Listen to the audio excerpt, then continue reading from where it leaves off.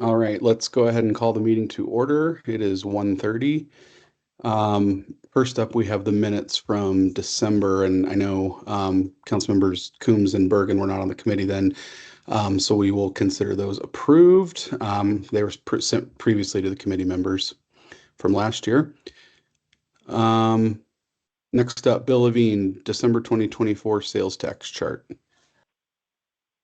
Good afternoon, committee. Again, my name is Bill Levine. I work in the budget office. Wanted to talk very briefly about sales tax and maybe more broadly about general fund revenues. You have in front of you the December 2024 sales tax chart. I know Greg Hayes talked to you about this chart at the workshop last weekend, so I'm going to be very brief and just maybe reiterate two high-level points or a few high-level points. One is that towards the end of, or the rightmost part of that graph, you will notice that growth rates tended to slow over the course of 2024. So a little bit concerning. We are currently estimating that we're going to end up missing our 2024 sales tax projection by 2.1 million. We also missed our use tax projection as well, but thankfully we were over in a number of areas to offset those losses. So we are thinking we're going to make our projection overall thanks to audit recoveries, interest income, and a few other revenue sources. The thing where I wanted to spend a little bit more time that Greg didn't talk about over the weekend was performance by sector. So we track 15 sectors overall, and of those 15, for the entire year 2024, we had 9 that showed an increase and 6 that showed a decrease. Leading the way on the increase side, we had what we call other top taxpayers, and that other top taxpayers group includes online sales, which is really what drove that. So Amazon, Etsy, eBay, Temu.com, Wayfair, those kind of people really generally had good years, and that drove that sector to be the highest performing sector on the plus side. On the minus side, and Candace, I don't have a slide related to this, so any of my slides are good here. On the minus side, the worst performing sector was utilities, and that really related to very high energy prices in early 2023. As those came down later in 2023 and into 2024, we just didn't repeat those levels of energy prices. And because of that, sales tax collections from utilities declined compared to 2024. Overall, they were down 4.7% from utilities. So again, trying to be brief there. If there are any questions, I'm happy to get into more details, but that is my presentation on sales tax. Great, thanks, Bill. Are there any questions from the committee members? I'm good. None from me. Great. Next up, item 4A, firefighter trust legislation, Senate Bill 24089. Good afternoon. This is Renee Pettinato-Mosley. I'm the Senior Risk Manager working in the Finance Department. And I am bringing this resolution forward as well as an agreement to join the Firefighter Heart, Cancer, and Behavioral Trust for the City of Aurora. This legislation was passed last year. It's Senate Bill 2489, and it was passed in order to require all municipalities and counties who employ fire departments to join the trust.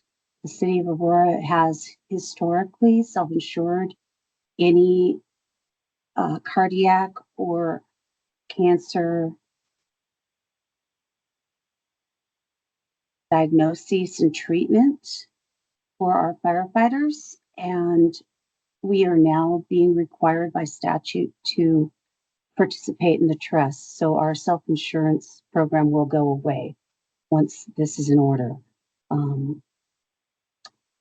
Candace, could you bring up the presentation? It's a couple sections down. Thank you. Yeah, thank you. So historically, we have provided the required statutory benefits to our people. We've done this providing them on the heart side through the workers' compensation program. And anybody who had a heart or cardiac issue within 48 hours of a work event, we have provided them with the benefit using workers' compensation running concurrent to the benefits. So in order to provide the benefit, the firefighter had to be employed with the city or with another fire service for 5 years. So if they were a lateral transfer from another department and had been consecutively employed for 5 years as a firefighter, they would be eligible. We submitted our requests for funding to DOLA and had received money from DOLA to fund any of the benefits that were paid out. And the benefit was offset by any payments we made through workers' compensation for the cardiac benefit.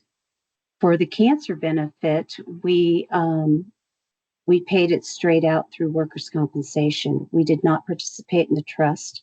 The trust was not funded by the state and, to my knowledge, is not going to be funded by the state. And on the next slide, you can see how much we've spent to date. Oh, excuse me. These are the House bills that have been proposed and passed. HB 241219 requires us to participate in a multi-employer trust, and it appropriated money to the trust for certain activities, particularly for the Heart Trust, and also for some of the behavioral benefit that is new to the statutes. 2489 and in 295-302 are the requirements that we all participate. This was pretty obvious. It was pretty obvious that Aurora was the target of this particular section, as the population of 400,000 by 2022, and also having an ordinance by April 30th of 2024, which was not originally designated in the statute that was proposed early on in 2024. However, given these two statutes, we will have to participate in the new trust that is out there. And on the next slide, Candace, we can show the cost to date. Now, the cancer mandate has been in place since 2008, and you can see that we spent 1.3 million on cancer claims through workers' compensation. The cardiac has been in place since 2014, and we've spent a little over $1 million on that. One of the claims that we had, the very earliest claim we had in 2016 was over $800,000. So really we've spent very little on cardiac other than the one claim, and that was an anomaly. And so our next steps, Candace, if you'll take us to the next slide, what our next steps are for Aurora is to join the trust. We'll present the trust agreement and the resolution to City Council for approval. We'll verify the eligible employees for benefits with the fire department and with HR to make sure we have the correct employees with the correct number of years in service to provide to the trust to the trust administrators. We will request funding from the state to offset the trust contributions only for cardiac. And then we will notify the employees of the change in the benefit administration and instruct them how to file a claim for the benefit with the trusts. I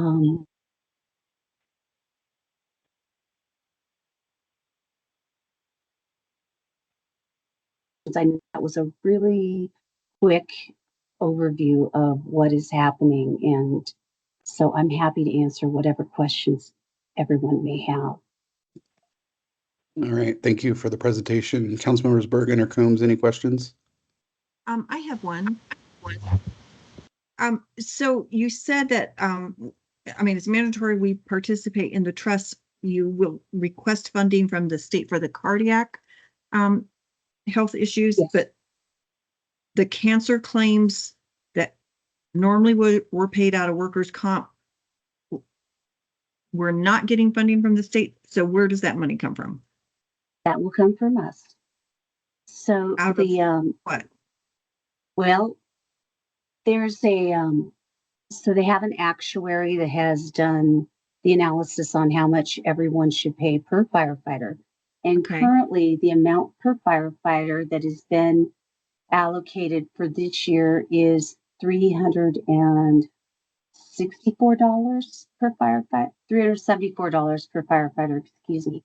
And so I based our estimated annual participation based on 300 eligible firefighters. Now, granted, that can fluctuate between people that become eligible after 5 years of service and people who retire and drop out of the eligible beneficiaries. So that would be approximately $112,200 a year. Currently, we are spending on cancer claims. Since 2008, we've had 38 cancer claims. We're spending an average of $35,532 per year out of workers' comp on cancer claims. So this is definitely a new budgetary item that is unfunded. Okay, I'm confused. I thought you said we spent 1.3 million. That out was of- yes, that was from 2008 to the present. Oh, So that's over okay. 16 years. Oh, gotcha. Okay. Yeah. So how does this work with health benefits? There's no crossover?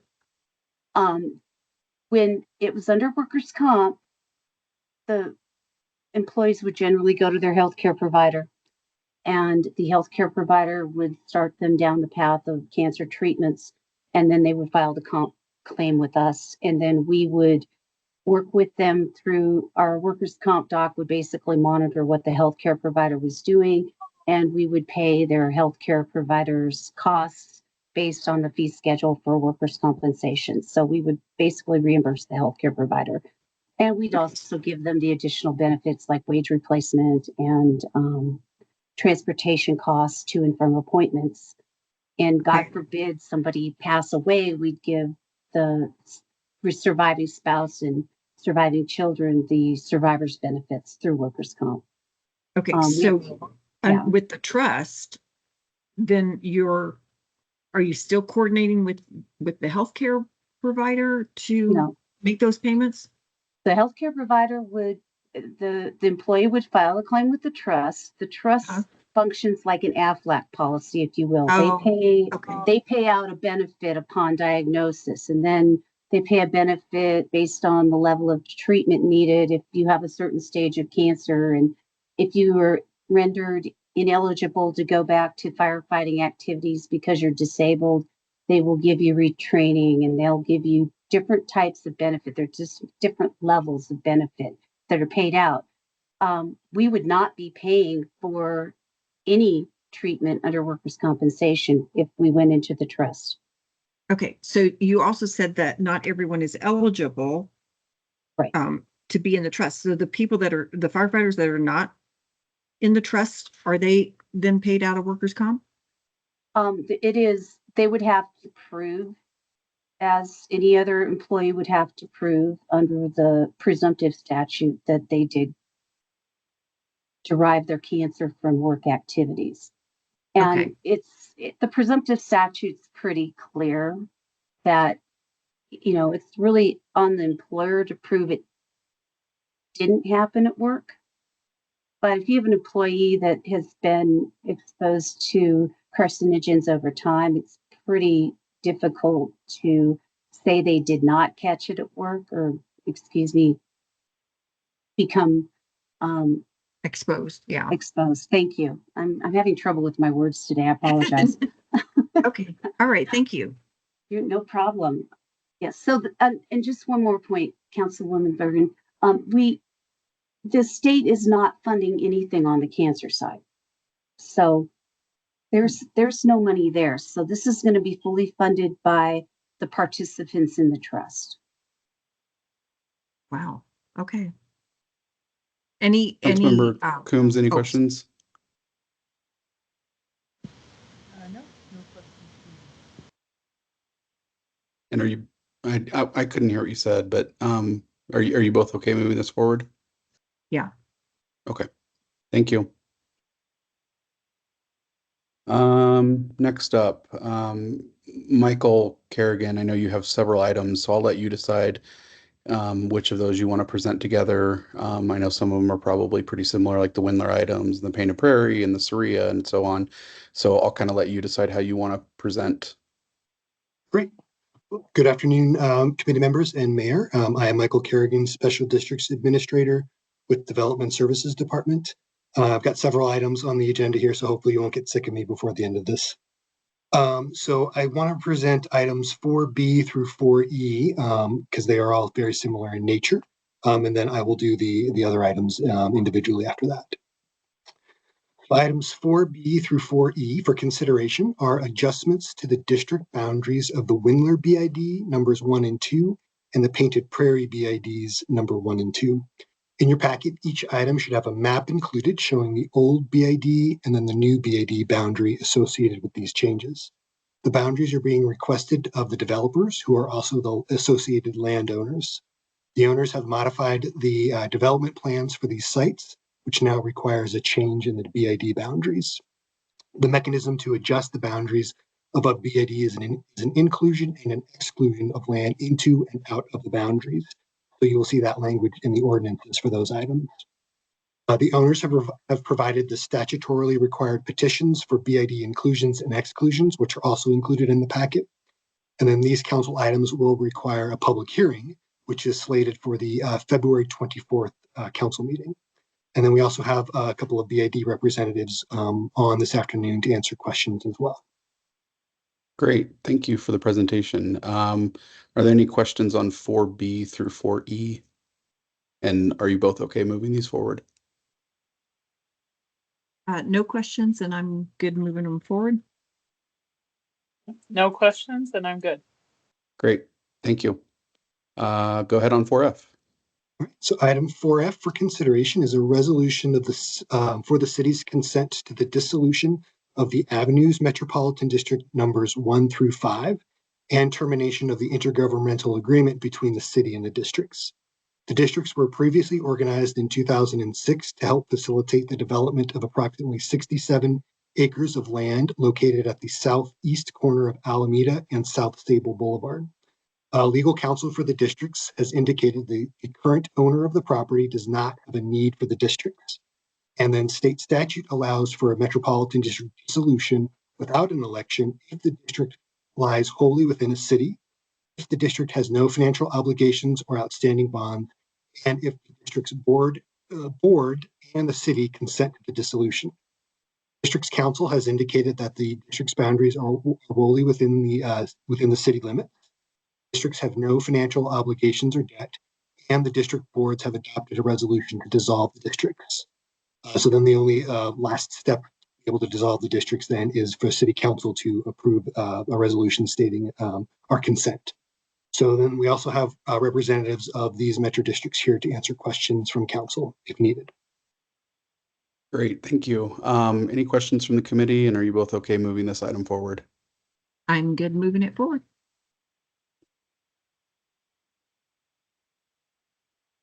All right, next up, 4G.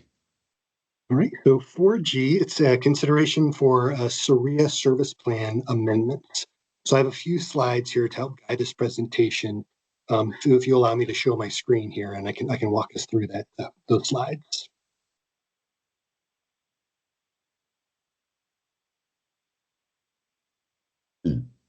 Okay. So this item is a request to amend 13 service plans for metropolitan districts that are members of the South Aurora Regional Improvement Authority, or SARIA. In 2017, the city and 11 metropolitan districts entered into an establishment agreement to form SARIA. It was created to plan, design, construct, install, acquire, relocate, redevelop, and finance regional improvements designated in an ARI master plan. ARI master plan outlines the status, the costs, and the prioritization of regional improvement projects. The establishment agreement identified 10 regional improvement projects. 5 of those have been completed in the past, and 5 are yet to be completed. SORIA uses funds from issuances, IGAs, and ARI mill levy revenue from its member districts to fund these regional transportation improvement projects. Since 2017, the member districts of SORIA has grown to 22 member districts. Today's request is from 13 of these districts to amend their service plans to modify their respective ARI mill levy language. No other changes are being requested with this.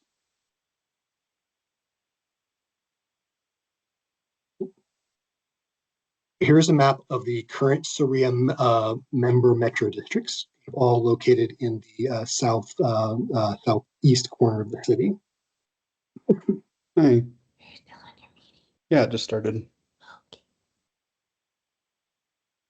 This is a summary of the ARI mill levy details in the city's current model service plan. It was incorporated into the model service plan in 2004 and is meant to be a funding source for the planning, design, construction, acquisition, and financing of regional improvements that typically have limited funding sources. Metro districts have 3 options for how they can access the ARI mill levy revenues.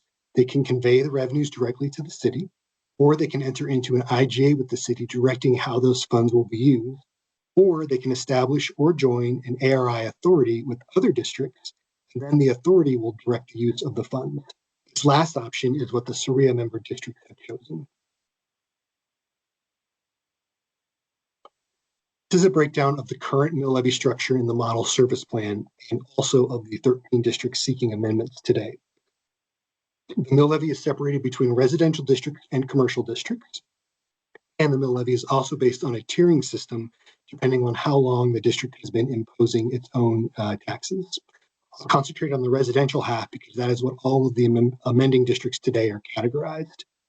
The ARI mill levy requirement starts as soon as a metro district has imposed a debt mill levy.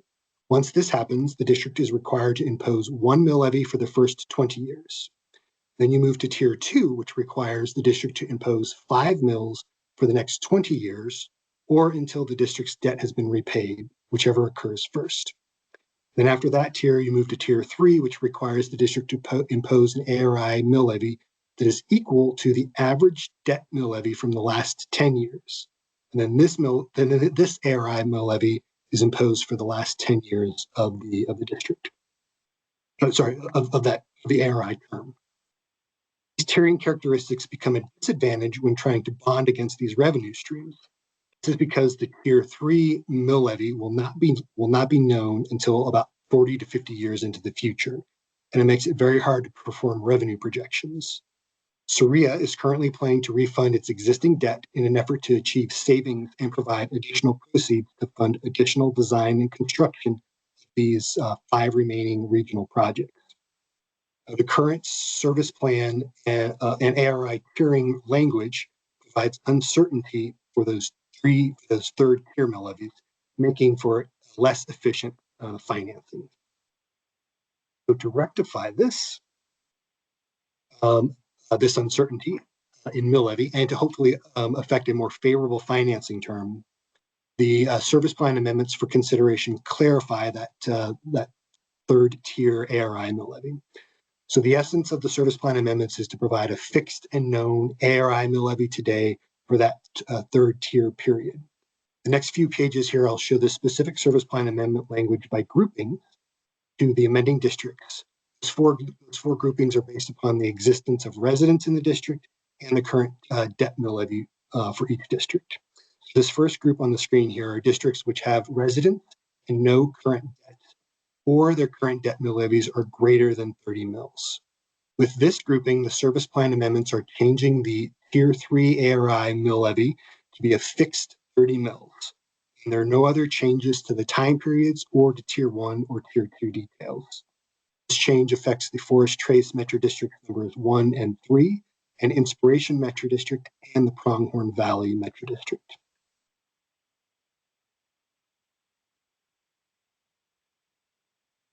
The next grouping here are districts that have current mill levies less than 30 mills. With this grouping, the amendments are changing the Tier 3 mill to be a fixed amount at the current mill levy for the affected districts. There are no other changes to the to the time periods or to the Tier 1 or Tier 2 details. This change affects the Sorrel Ranch Metro District and the Whispering Pines Metro District. This next group are districts which have no debt, mill levies, and no current residents. With this grouping, the amendments are changing the Tier 1 ARI mill levy to increase the amount from 1 mill to 5 mills. And then they are also fixing the Tier 3 mill levy to be a flat 30 mills. There are no other changes to the time periods or any Tier 2 details. This change affects the Kings Point South Metro Districts numbers 1 through 3, the Overlook at Kings Point South Metro District, and the Prairie Point Metro District 1 through 3. And this final grouping of SOREA member districts are districts that are not requesting a service plan amendment. In addition to these service plan amendments, we have the city staff is working on 4 accompanying IGAs that are associated with SOREA activities. There's a transportation impact fee IGA, which I'll actually present next in the hopper here. And then we have 3 project IGAs, which will be presented at a future TAPS meeting. Those 3 project IGAs are for Gun Club Road, Aurora Parkway improvements, and the Gartrell Road improvement projects. So the next steps in the process for the service plan amendments includes a stop at study session on February 24th. And assuming passage there, these amendments will be before council for first reading and public hearing on March 10th, and then a second reading on March 24th. So thank you. And I do want to acknowledge here that we have some representatives of SOREA to answer any questions from council as well.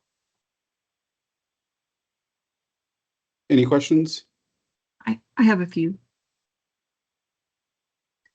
So on the, you mentioned that the project IGA is not being presented at the same time as the service plan amendments. It's going to be presented at a future transportation, airport, public works committee.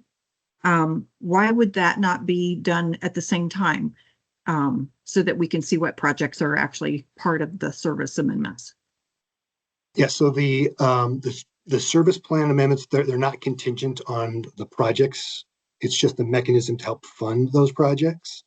But those IGAs, they are still being negotiated between the city and SOREA. So that's why they're not ready yet for to be packaged with this presentation.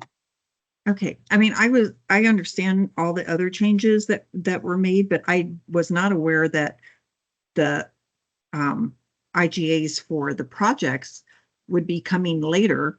To me, they should be integrated because the whole point of the funding is to fund the projects that were prioritized. So if we don't know what projects are being prioritized until after the fact, does that not present a problem?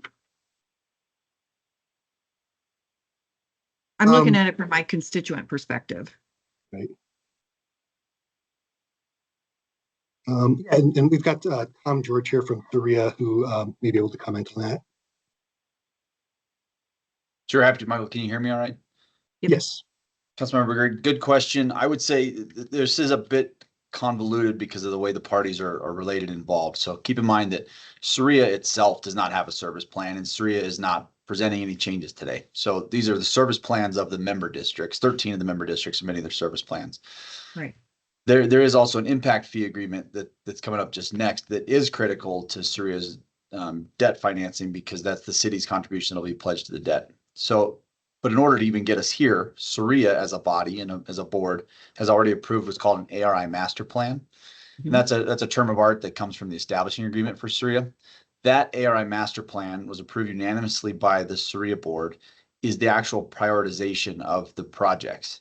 So step 1 was to approve that master plan. SOREA has now prioritized the next 3 projects being Gartrell Road, Aurora Parkway, Bridge, and Gun Club. That then is why we have the project IGAs, which are then between just the city and SOREA. So it really isn't connected to the service plan amendments at all, but is connected back to that ARI master plan, which has been approved. So the prioritization is already done. So they're done in terms of identifying Gartrell, Aurora Parkway Bridge, and Gun Club, but in what order are they prioritized and what amounts would be attributed to each of these? Sure. So the current proposal is Surya will go to the bond market this spring. We'll borrow funds to refund the existing 2018 bonds, and then raise new capital to pay for all of the Gartrell Road improvements, which is approximately $10.5 million. Okay. Pay for it's not the entirety of the Aurora Parkway Bridge, but a half-section bridge, big chunk of it at about $12 million. And then whatever additional money Surya can raise will, under that project IGA with the city, be contributed to the city toward Gun Club Road. And I can't tell you what that number is because that's going to be based on market conditions, really at the time those bonds are issued. But the way the master plan reads, it's kind of like a waterfall in a way, but it's to pay for those first two projects completely because we do know what those amounts are and what it'll take to finish them. And then any additional capital that Surya can raise will go to Gun Club Road. And that's what those project IGAs say. So keep in mind that Surya is on its own able to issue the debt and raise the capital. The project IGAs are then just the relationship between the city and Surya, where Surya contributes the funds to Aurora for Aurora to undertake the projects. Okay, so Gun Club being a huge priority for residents since the whole time I've been on council. And we did a resolution, I believe it was a couple of years ago, Councilmember Sundberg and I asked for staff to prioritize Gun Club Road. So in light of that, if you go to the bond market and you don't have enough monies raised to contribute to Gun Club Road, I guess I'm just trying to figure out if there's going to be money for Gun Club Road at all. I understand, from staff, we are obviously going to go out for a Dr. Cog grant for construction, which would definitely help. And so it's not like the Gun Club would have to be fully funded through the funding mechanism of Surya. But just, I guess I'm concerned as to if that gets any money. And Councilmember Bergan, we do expect there will be almost $2 million there in this bond issuance. Again, that's market conditions. We don't know exactly what it'll be come a couple months from now. But also it's a matter of timing that the next two projects are really ready to go to get those completed in the next couple of years, and Gun Club is not. And so as Surya looks at fundraising for Gun Club, that project's just not ready to spend a large amount of money on in the near term anyway. Okay, so, and would you be able to go back out to the market at a different time? Yeah, sure. So this is not the end all be all for Surya. The way the master plan, so the established agreement works is Surya has to approve the Surya board has to approve a master plan for sort of each step that it takes. And what I just explained previously is, the next step of master plan number 3. Surya board after that can look at master plan number 4. That could be the next round of funding for projects. And the list of projects, Surya's list of projects is finite. It's only those 10 total projects. There's only 5 left. And so Gun Club will stay on that list. Okay, and then when we go back to the new tier for like the new areas, they're obviously collecting more upfront, which I guess makes sense because I think that's part of what has contributed to this lack of funding is the way it was originally designed. We really did not collect much money in that first 20 years from any of these districts, which creates a problem. Do you foresee any issues with the way, I guess I understand why some of them that were below 30 would have done, gone one direction versus those that are above 30 went a different direction. The ones that chose not to change their service plan, like, did they not see a benefit in being able to capture the lower amount? Good question. There's a couple different reasons for those districts that are not amending their service plans. For example, Forest Trace number 2 as a metro district is either going to be commercial or it'll never impose a mill levy. So it simply won't have the same, it doesn't have the same issues as the rest of the districts because the ARI mill levy for commercial districts is different in the model service plan. So it just didn't apply for that district. The Scenic South districts, the real reason that the the districts, the undeveloped districts, the main reason undeveloped districts are willing to increase their mill levy in the tier 1 from 1 to 5 is they're kind of surrounding that Aurora Parkway bridge. And they're willing to increase that mill levy to provide additional early funding to Saria to help Saria pay for the Aurora Parkway bridge because their proximity to it. Right. And also the scenic south districts, they're just not in the same proximity, not in the same circumstances. And they felt like it didn't apply for them. So they're happy to just remain with the status quo. And the other 4 districts in the AR master plan are participating through the year 2038. So that was how the AR master plan was crafted among all the member districts, and again unanimously approved by the districts and the city. Because the 2038 date is earlier than when we get to years 40, 40s and 50s and service plan, then there's the service plan amendment that we're talking about today for those districts is unnecessary. It just wouldn't apply. So they decided not to go ahead with their service plan amendment as part of this group. Whether they would in the future or not, I don't know. That wouldn't have any bearing on Saria. Okay.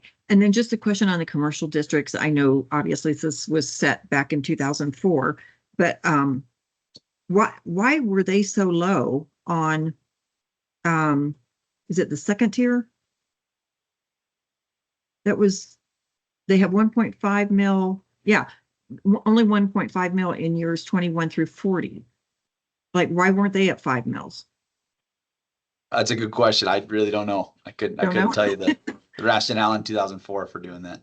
Yeah, that didn't seem right to me. I can maybe speculate there because the commercial assessed value is worth about 4 times more as residential. Maybe that that's why they set that mill levy for a lower, because the lower mills are still going to generate the same amount of revenue with a with that value adjustment between commercial and residential. But I was not around in 2004 when this was made, so we can't blame that's just you. a speculation. Okay.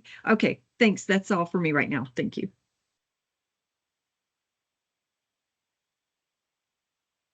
Are there any additional questions?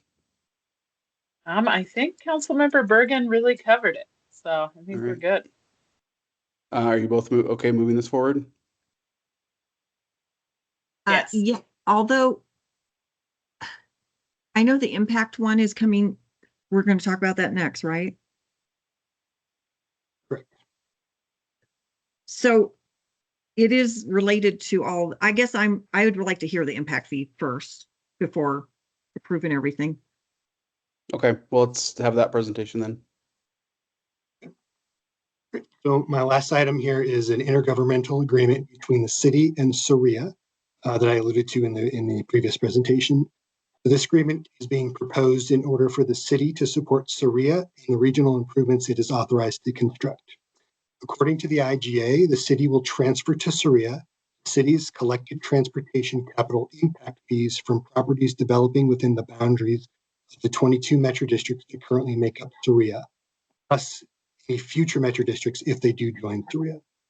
The city collects the fee when a building permit is issued, and as per this agreement, the city will be required to send those revenues to Saria within 60 days of collection. The term of the IGA is from the execution date of the IGA until the termination and final dissolution of Saria, or until all the projects are completed.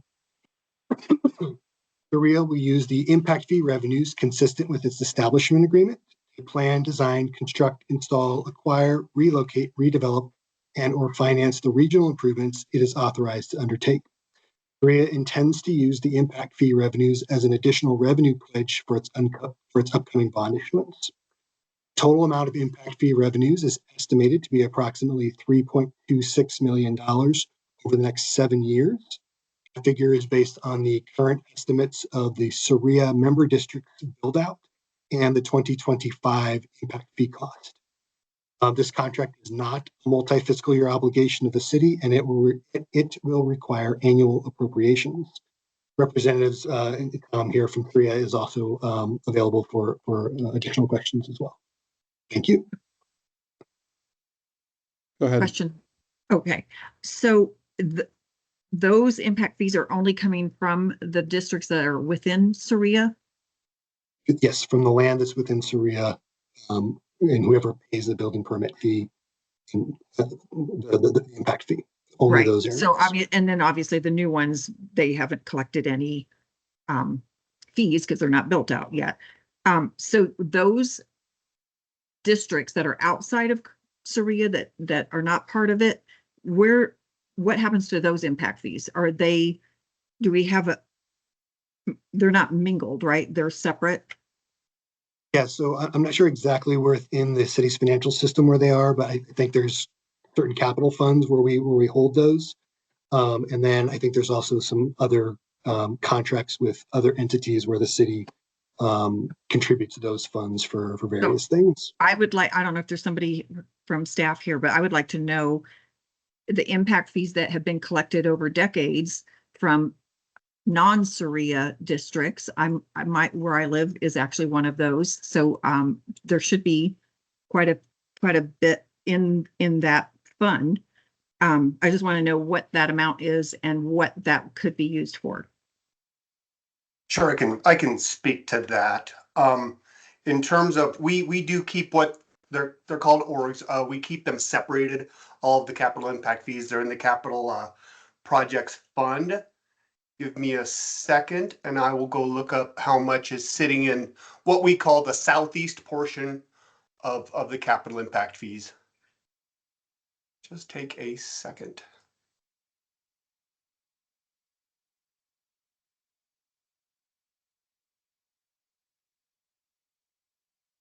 Oh, I'm frozen up. I'll tell you what, I will go find that number and I'll put it in the chat.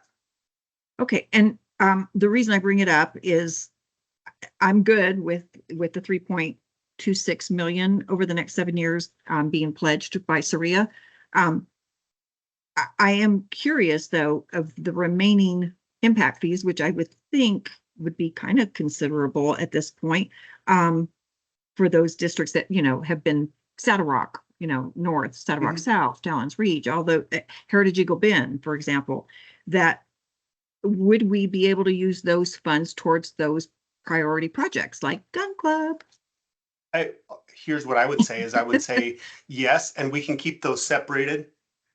We would just create another org specifically for Saria revenue and the rest of the capital, the southeast capital impact fee would be could be separated. Okay. All right. Thank you. So, Are there any additional questions, and are you both okay moving these forward? Yes. Yeah, I do have some questions as well. With relation to the bonding and the pledging these revenues toward the bonds, the assumption is full build out. What happens, because we've had this issue happen in the past with the last recession, what happens if we don't achieve full build out, if projects end up dying due to recession pressures, and those bonds are still outstanding? How do those end up getting paid off? Do we default? Do the folks that are currently in the metro districts and in Saria end up having to pay extraordinarily higher amounts to cover those bonds? Like that, I think in the current situation is maybe a big assumption given that it looks like we're headed into another recession. Maybe I'll ask Tom to answer that since you're the Saria rep and these are Saria bonds. Yeah, thank you, Michael and Councilmember Coombs. I should have introduced myself a minute ago, but I'm Tom George. I'm an attorney at Spencer Fane, and we're general counsel for Saria. I don't think we've had a chance to meet, but it's a good question. And Andrew Wheeler is on as well. He's with D.A. Davidson and serving as a bond underwriter for Saria. We also have, I believe, Nick Taylor with North Slope, who is financial advisor to Saria, can help me where I might miss on these financial specific questions. But this is essentially limited obligation debt of Saria. So step one is it's only debt of Saria. It's not city debt, and it's not debt of any of the metro districts. So none of the separate districts and not the city will have any obligation as to the debt itself, other than what the Saria districts have to do is impose their ARI mill levy and remit those funds to Saria. The city in this agreement is committing impact fee revenue to Saria. Saria then pledges those revenues. The bond buyer takes the risk that perhaps those revenues don't come in consistent with projections.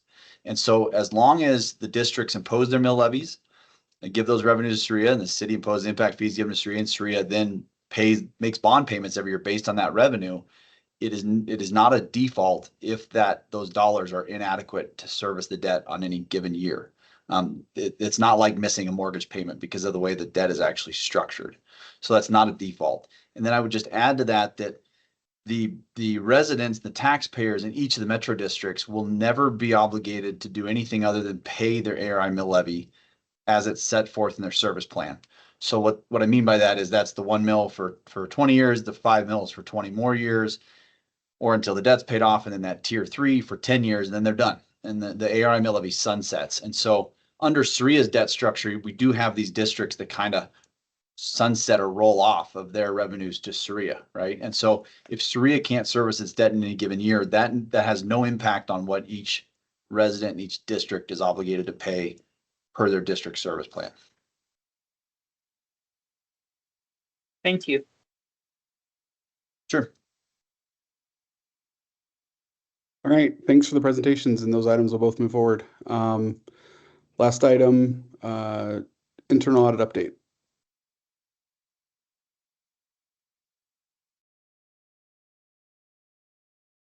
Good afternoon, Michelle Crawford, City Auditor. Candace is pulling up the PowerPoint slides. There should be slides, Candace. As she's doing you guys that, can't see it? Can't see I can it? see the quarterly report. There should be actual PowerPoint slides. Oh, okay. Maybe one more. Perfect. Cool. Awesome. So today, going to go over the overall updates, engagement updates, completed results. So 2024 annual activity summary. So all of staff did complete as required 40 hours of professional development, including 2 hours of ethics. We completed 5 audits and 1 special review. We added 3 audits last year to the 2024 plan and 1 special review. We passed our first peer review. We had the updated ordinance passed, and then we've also updated our internal policies and procedures to align with the updates to our audit standards. You can go to the next slide.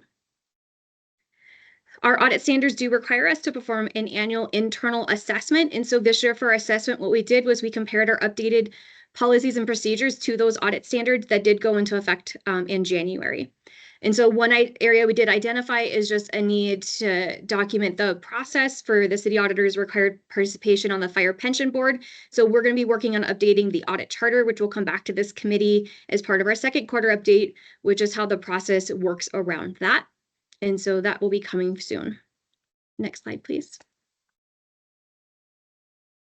2024 audit plan update. In the fourth quarter, we did add an additional audit of the cash handling review of court administration. And then in progress in the fourth quarter was the human resources compliance audit, and that one is wrapping up test work and going into reporting. The court administration cash handling review is in test work. Card expense review is starting, and narcotics section financial review for the police department is starting as well. Next, we'll go into engagement tracking updates. So this is the progress against the 2024 audit plan. There were 4 audits still active, and then 3 were completed from the 2024 plan. Another statistic we are reporting on is the percentage of recommendations accepted from our audits. In 2024, we did have 100% acceptance by all of the auditees for the audit recommendations. And then this next slide shows for any departments that has started last year with recommendations or added them, their progress for completing those recommendations. The teal indicates it's been closed and the green are still in progress. Next, I'm going to go through the completed audit report we had in the fourth quarter, which was the police firearms inventory review. And this audit was conducted in accordance with the audit standards we follow. The objectives looked at how the department manages its firearms inventory, how it tracks required firearms training, and what controls are in place and procedures for when people leave and when firearms are traded.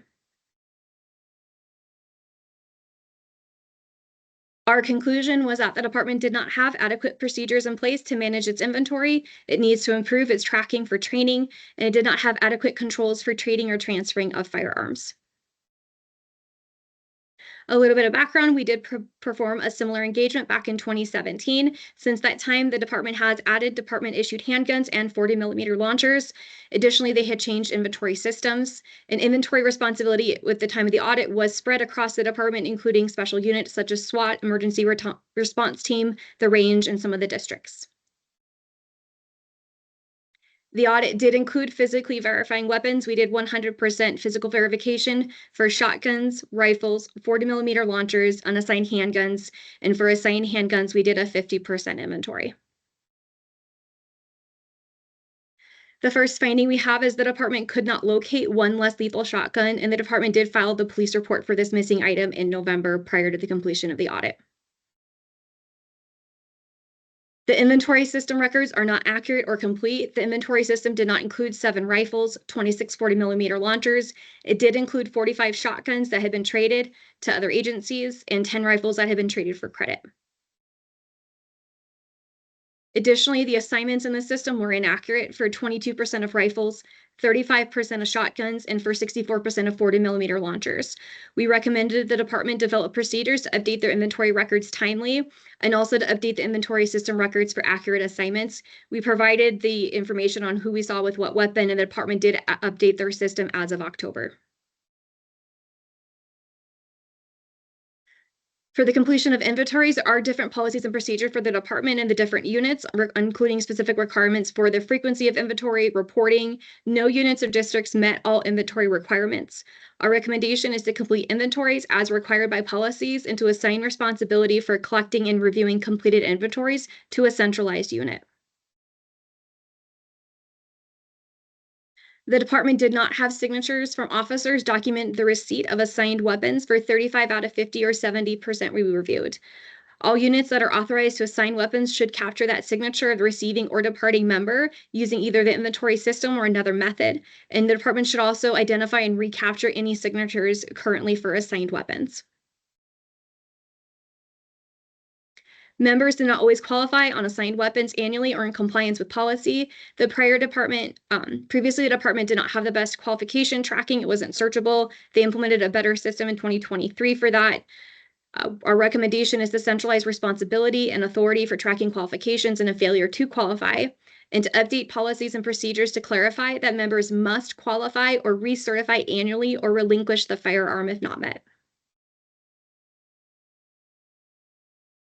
Trades and transfers of firearms lacked proper approvals, assessment of who's receiving weapons during trades, and the inventory system was not updated, and there was no policy or process outlining what was supposed to happen.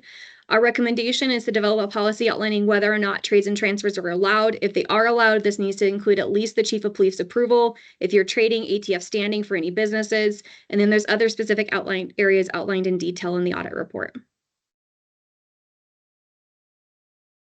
Weapon purchases and system updates for purchases were decentralized, and that did contribute to some of the issues we ran into. Recommendation is to clearly outline responsibility for the process of purchasing weapons and ensure it involves the range being responsible for receiving purchased firearms and entering them into the inventory system. The inventory management system in place is not meeting the department's needs. It is difficult to use, and we experience various data quality issues throughout the audit. Our recommendation is to explore other software systems, evaluating whether those can better meet needs, and then determining the feasibility and costs of a new system. When members leave the agency, there is an end of employment form that is used. It includes a signature line for the range to ensure the return of weapons. Of 28 forms we reviewed, range personnel only signed 2. Other department personnel signed the forms for them. The recommendation is to evaluate that current form, and if it is going to continue to be used, to update policy to identify who is actually authorized to sign on behalf of the range and any other units listed on that form. And then the final one, which I think you skipped over, is access controls. And so there were 4 rooms with weapons that had inadequate access controls. One room is accessible to various members of different departments across the city, and that was addressed during the audit. For the other ones, due to the nature of the ongoing vulnerability, we cannot publicly discuss that one. Our recommendation is to work with city departments to identify those and address those access control deficiencies. And with that, are there any questions? Any questions? I now have two because I was going to only have so just, I want to make clear obviously a lot of problems with the system and processes and so forth that you've addressed in terms of your recommendations. But was there only one weapon missing? Is that what I heard? Correct. So Okay. there ended up being only one less lethal shotgun, and the department has phased those out. And so there was only one that they could not account for. We were able to account for everything else in the inventory that we selected. Okay. And then just completely different. Do you guys I think I've asked this a couple years ago, but audit the nonprofit organizations that we give funding to? So we do have an audit on the 2025 plan to look at service providers. And so it'll be dependent on our resources and where it's at in the plan and if we're able to get to this year. But we do have something planned to look at the service providers and agreements and timeliness, making sure they're doing what they're supposed to do and we're doing what we're supposed to do. And would that include financial audit? Or if I remember correctly, I thought that had to be an outside auditor. It would not include a financial audit. It would be looking at the agreements we have in place, if they're supposed to be reporting or providing reports and specific documentation. If we're supposed to be checking on that, it would be more of the procedures and kind of compliance versus performing financial audits. We're not equipped to perform financial audits of them. Okay. So, and I think there are some problems with lack of reports and on time and that type of thing. But if we wanted a financial audit, then we would have to hire someone on the outside. And I think I asked for that a couple of years ago. I don't know what happened. Yeah, I would have to defer to legal whether or not we would I don't know that our office would have the authority to do a financial audit of an outside party. I think we do have the ability to audit the agreements and the supporting documentation coming in, but I don't believe that we would have the authority to actually audit their finances. No, I was told you did not have the authority. And my question at the time was, then let's hire an outside auditor. And I don't know where I thought this committee actually approved going forward. Our external auditor did it last year. I can send you the report. Oh, thank you. Yep. Okay, great. Thanks. Okay. Any additional questions? I have one. So I just want to kind of confirm that the processes have been updated for tracking the weapons, and the security of the weapons has also been addressed. It says that it was addressed during the audit.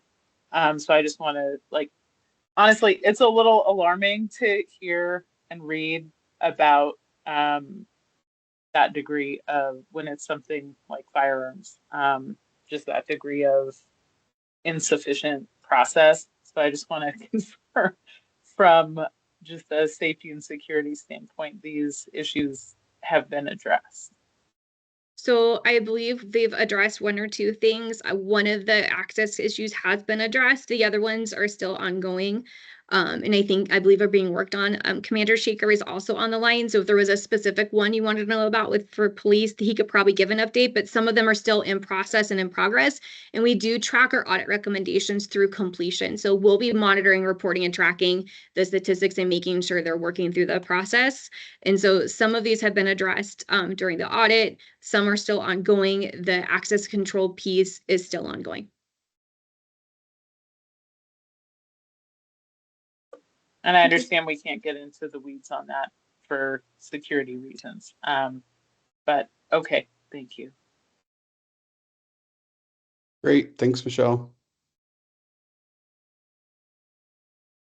All right. I don't think there's anything to say on the 2025 plan, unless there's anything you want to add, but it was in the packet. Folks can read it if they want to, but I think it kind of covers what we typically do, and obviously things will come up throughout the year. Unless you have anything to add, Terry? Wasn't the Sharia on August and we just did it? Or is that something different? It was for August of last year. Oh, thank you. Yep. I just wanted to say that in the packet, you have a kind of a skeleton outline of what we do each month, and that will get filled in by other items that come up during the year. You also have the completed plan for last year for reference. Great. All right. We will go ahead and adjourn, and we'll see everybody next month. Thank you. Thank you.